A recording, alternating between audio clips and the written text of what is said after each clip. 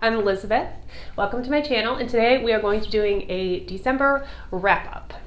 So I read some great books this month. I'm very excited about how I'm ending the year with my reading here because I found some really awesome reads that just made my heart flutter and made me feel all the feels. So very happy with that. I have a couple fantasies, I have a nonfiction, I have some, I guess, sci-fi, and then some romance. So, kind of a, I guess, diverse reading month. The first book that I'm going to talk about is going to be The Six of Crows by Leigh Bardugo. This was my first Leigh Bardugo.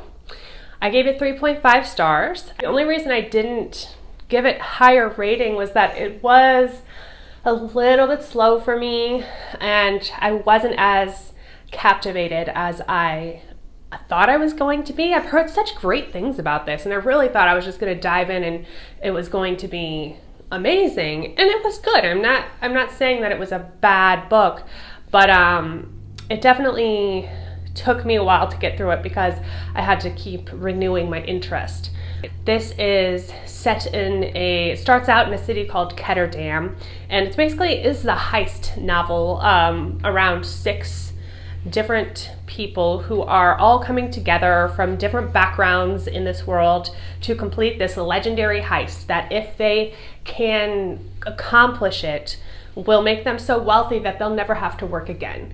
So you have Kaz Brecker. He's kind of the leader of this gang, and he is probably your main protagonist. He is the one that's going to be gathering all these other people to try to get them together and work on this heist with him, right? So in this world, you have what are called Grishas, and the Grishas have supernatural powers. So there's, I think, 3 different subsets of Grishas, and they each have their own power. So the idea between this heist is that you have this man, his name is Bogle Bayor, and he has accidentally invented this drug. The drug makes the Grisha's powers so much stronger and so incredible that they become this force to be reckoned with, and as if they weren't already before. But now it's exponential.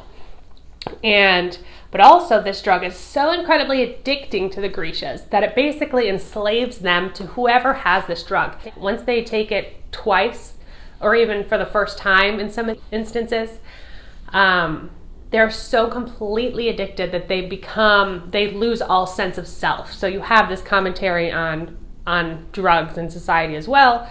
The powers that be want this man so that they can be in control of this drug and therefore in control of the Grishas. And so that's what this heist is for. They're going to Fjerda because they are looking for this man to bring back. Then there is the question of morality that comes into play as well. And is it worth it if we're basically going to destroy a population in order to give ourselves the freedom to do what we want and have so much money that we can forget our morals? So there's that. In Ketterdam, the Grishas they're a little bit more accepted. They can kind of work as an indentured servant and help their masters using their powers, but they're still basically slaves. And in the land of Fjerda, Grishas are hunted down and killed. And there's a specific subgroup of police that are called Druskels, and they hunt down the Grishas. So you have all of these kind of cultural dynamics and politics that go into this whole different cast of characters. Obviously you have Inej, who is the Wraith, who is just slick and nimble, and she's kind of Kaz's like sidekick. And this whole time you go back and forth and you learn a little bit about Kaz's past and how he got to where he was and his motivations, and he's kind of the brooding type where he won't let his emotions out, and so he's kind of, you learn why that is as the story goes on. I'm rambling, but it was good, it was exciting, and I enjoyed it. So that's The Six of Crows. The next book that I read this month is Legendborn. Yay! I learned about this from Reagan, from Peru's Project. Reagan. She did a vlog and she read this and I thought, that sounds amazing. I have to read this book. So I did. So in Legendborn, we are following Brie Matthews. She is a 16-year-old black girl and she is going to a new school. She's in this gifted program at UNC Chapel Hill, and when we start the story, her mother has died in a terrible accident, and so her and her father are grieving. She's going to live on campus, so she's going to stay with her best friend, and she's using this to escape her family and her memory of her mother, but also her mother graduated from that school however many years ago. So she arrives at school, and her first day she witnesses a magical attack. There are these monsters that other people can't see, but she can, and there is this mage who calls himself a Merlin who then erases her memory. But lo and behold, it comes back to her, and there's something about her where she can see this kind of aura. She can fight these other people's powers because they can't control her like they can other people. So she's trying to understand, why is she different? Why can she see these things?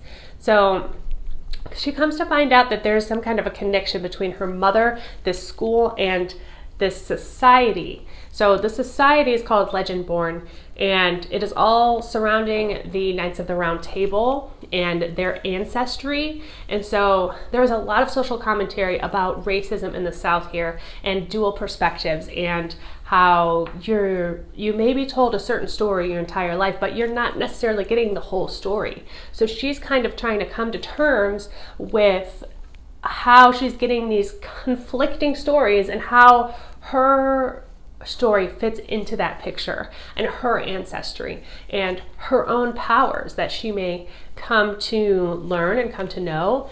And so she tries to infiltrate the society to learn more about her mother's death, which she now suspects was not an accident after all. And along the way, she makes new friends. She learns about herself.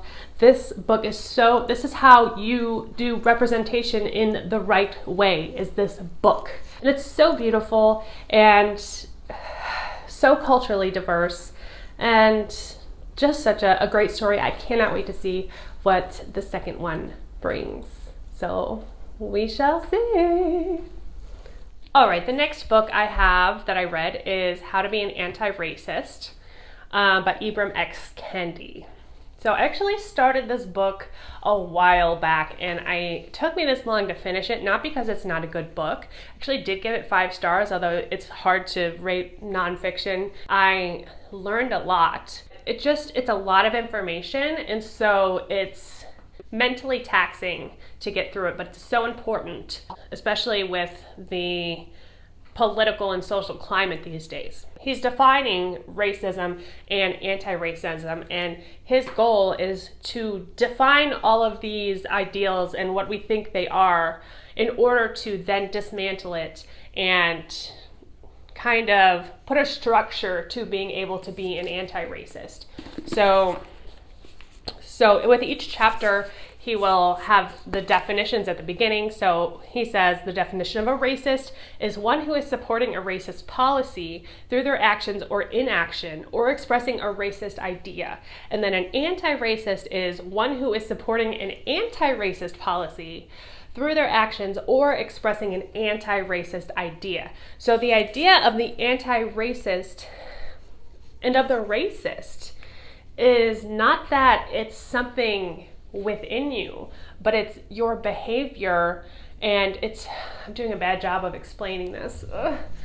It breaks it down in a way that you can say, okay, these are the things that I've done, and this is where I'm putting my attention, and if that place is racist, then I need to subvert that and go ahead and put my attentions over here. No one's perfect, and that's just human nature, but look, this is what we can do to be better. So How to Be an Anti-Racist, I just thought he's very smart, and he is extremely vulnerable in this book, and just puts it all out there as far as his personal life, and I fully respect that. So I gave that 5 stars. All right, next we're going to get into my, I guess, sci-fi, speculative fiction. I don't really know what to call these, but I started out with The Midnight Library by Matt Haig, and then after I read that, I had to read How to Stop Time by Matt Haig. And I'll probably be reading more of his books as well because I found them extremely entertaining. But generally, both of these deal with philosophy and life and existentialism. And he clearly has a niche here that he is falling into. And so I'll start with The Midnight Library. I gave this 5 stars, I think. We're following Nora Seed. So Nora is in her 30s. She has come to a place in her life where she's alone. She has no friends. Her brother won't talk to her. She's just lost her job and her cat died. And she is suicidal. And she takes an overdose of pills. And then she wakes up in the Midnight Library. She's met by her old school librarian, Mrs. Elm. And Mrs. Elm is kind of her host, if you will. In the Midnight Library, there are hundreds, thousands, millions of books. Each book explores a parallel universe in which, if she had taken a different path in her life, that is the direction that her life would have gone into. She has a chance to basically restart her life at this exact same moment that she's in, but if she had made different choices in the past, and find out where she would be right now in this moment. So she can't go back, but she can pick an alternate universe to go into.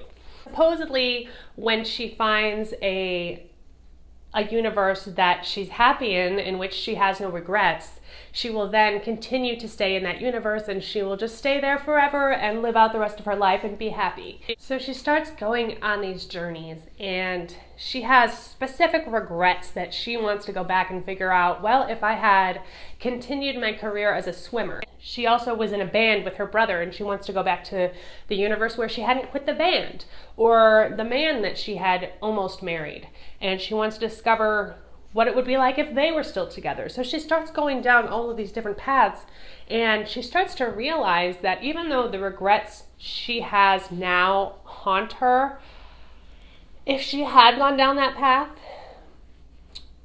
there may have been different things that arose from that scenario that she can't see from this perspective, that would have made her just as unhappy, or things that would have turned out in a way that were worse for the people in her life. It's basically, there's a lot of talk about philosophy and existentialism, and it's really just, if you've ever had a regret in your life, if you've ever felt like, man, I wish I had done this, or I wish I had finished school, or I wish I had, whatever. You just never know, and it's about being thankful, and it's about perspective.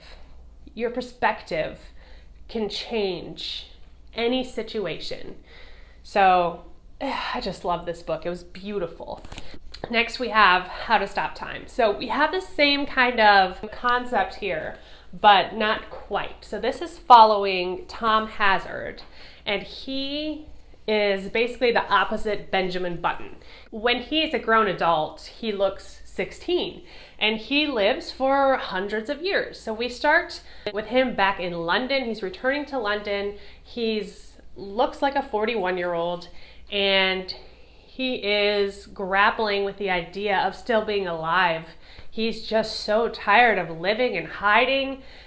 It's a dual timeline, so he'll go from the present day London, and then you'll go back into his past, and he'll tell stories about how he met Shakespeare and F. Scott Fitzgerald, and how all of these things affect his present day life and his pursuit of love, and what life really means, and what freedom really means.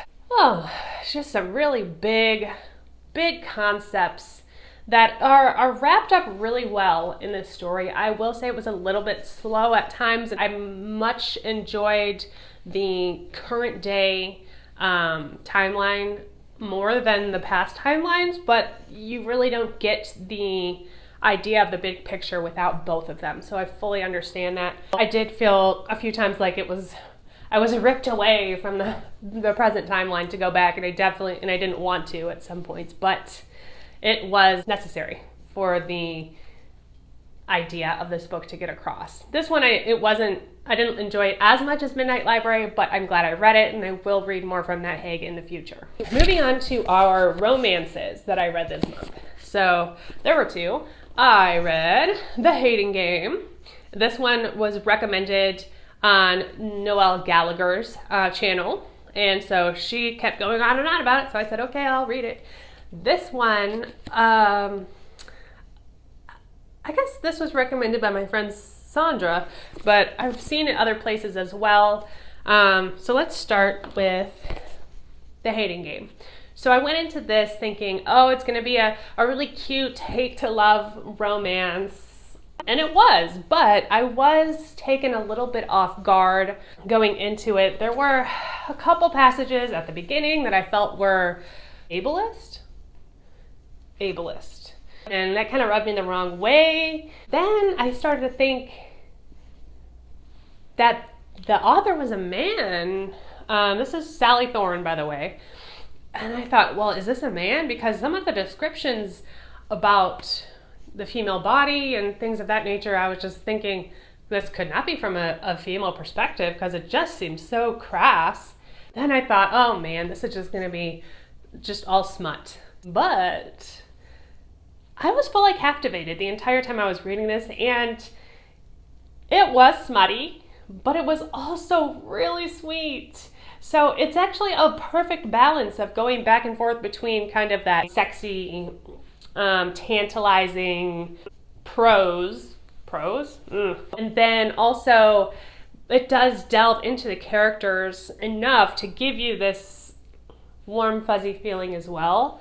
So we're following Lucy Hutton and Joshua Templeman, and their companies, they work for a publishing house. Their companies have merged, and they are now both the executive assistants to the two CEOs who now have joined together to save their companies. And they work next to each other day in and day out, and they hate each other. The CEOs have come up with a new position that they are going to be fighting for, and both in the running for to get this new job, which will then make them the other person's boss. So it becomes this huge competition, and as they start to get to know each other, they figure out that maybe hate and lust and love all kind of have the same emotions back and that are mixed together, and then they're trying to unravel that and find their way through this. It was such a tease waiting for these two to get together. You knew it was going to happen, but gosh, they just prolonged it in the best way, and I fully enjoyed this. Lastly, we have One to Watch by Kate Stayman-London, and gosh, I cannot recommend this enough. We have B. Schumacher, and she is a plus-sized fashionista. She runs her own blog and about fashion and fashion for plus-size women in general. The book opens back in her, I think in high school when she went to France, I think it was France. She's looking for something to wear, and you have this kind of fairy godmother that gives her this beautiful cape and says, honey, like, I just see in your eyes, you need to be seen. And just that first opening moment, she gifts her this cape, and that is what kind of makes her fall in love with fashion, because before she was just hiding from life, and so she discovers this beautiful green velvet cape, and she all of a sudden wants to be seen. And that is kind of a main idea of what this book is about, is being seen. Bea gets drunk one night and she goes on and on about this TV show called Main Squeeze, which is basically The Bachelor, aka Bachelor, Bachelorette, Bachelor Nation, all of that stuff, which I have to admit is my guilty pleasure. So so happy. I couldn't ask for anything more than a body positive romance, Bachelor Nation, wonderful, just, I love this so much, you guys. I'm not making it, I'm just babbling because I just have all the love for this book. She goes on her blog and she tears this main squeeze show a new asshole, saying that they have no representation. Every girl on there looks exactly the same. Every guy looks exactly the same. And who do they think they are? And so then the show contacts her and says, we want you to be our next main squeeze.